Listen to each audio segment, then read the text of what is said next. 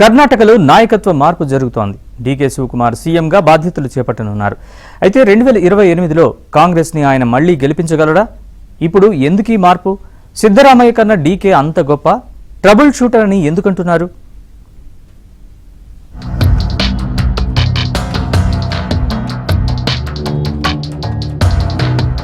చాలా కాలం ఉత్కంఠ తర్వాత కర్ణాటకలో సంక్షోభం ముగిసింది. ఎట్టకేలకు డీకే శివకుమార్ కు నాయకత్వం దక్కుతోంది. నెలల కొద్దీ తర్జన భర్జనల తర్వాత నాయకత్వం డీకే శివకుమార్ కు అప్పగించింది కాంగ్రెస్ అధిష్టానం. 224 మంది సభ్యులున్న కర్ణాటక అసెంబ్లీలో కాంగ్రెస్ కు 134 స్థానాల బలం ఉంది. ప్రతిపక్ష బీజేపీ బలంగా ఉన్న క్లియర్ కట్ మెజార్టీ మాత్రం కాంగ్రెస్ కు ఉంది.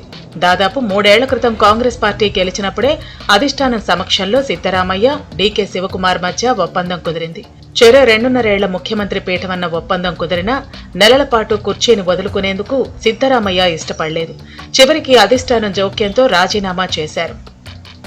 ನನಗೆ ಪ್ರೀತಿಯನ್ನು ತೋರಿಸಿದ್ದಾರೆ, ಅವಕಾಶವನ್ನು ಕಲ್ಪಿಸಿಕೊಟ್ಟಿದ್ದಾರೆ. ಅವರೆಲ್ಲರಿಗೂ ಕೂಡ ಈ ಸಂದರ್ಭದಲ್ಲಿ ಧನ್ಯವಾದಗಳನ್ನು ಹೇಳಲಿಕ್ಕೆ ಬಯಸ್ತಾ ಇದ್ದೇನೆ. ನಾನು 2 ಸಾರಿ ಮುಖ್ಯಮಂತ್ರಿ ಆಗಿರುವಾಗ 2023ರಿಂದ 18ರವರೆಗೆ ಮೊದಲನೇ ಸಾರಿ, 2013ರಿಂದ 18ರವರೆಗೆ, ಆಮೇಲೆ 23ರಿಂದ ಇಲ್ಲಿವರೆಗೆ. కర్ణాటకలో మరోసారి అధికారంలోకి కాంగ్రెస్ రావటం అంత తేలిక కాదన్న అంచనాల నేపథ్యంలో పగ్గాలు డీకేకు అప్పగించింది కాంగ్రెస్ అధిష్టానం. డీకే శివకుమార్ పార్టీని గెలిపించగలరా లేదా అనేది చాలా అంశాలపై ఆధారపడి ఉంటుంది. ఆయన సమర్థుడైన నాయకుడు. పార్టీకి ఏ క్షణంలోనైనా ఎలాంటి సంక్షోభం వచ్చినా పరిష్కరించగల సమర్థుడిగా ఆయనకు పేరుంది. 2023 కర్ణాటక అసెంబ్లీ ఎన్నికల్లో కాంగ్రెస్ పార్టీని అధికారంలోకి తీసుకురావడంలో ఆయన పీసీసీ అధ్యక్షుడిగా కీలక పాత్ర పోషించారు.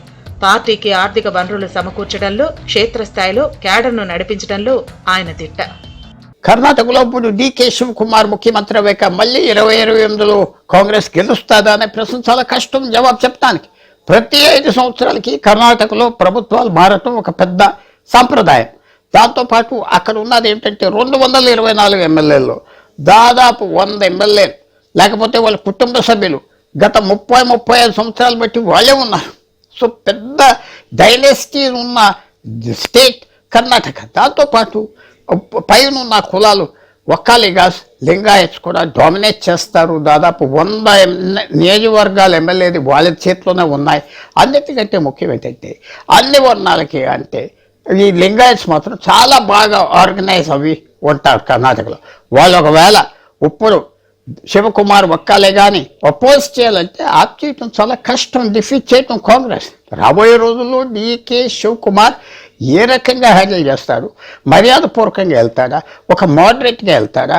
అక్కడ ఉన్న గవర్నమెంట్ ఆఫీసర్స్ని అందరినీ అలాగే సిద్ధరామయ్య, దేవేగౌడ అందరూ చూసుకున్నట్టు చూసుకుంటారు.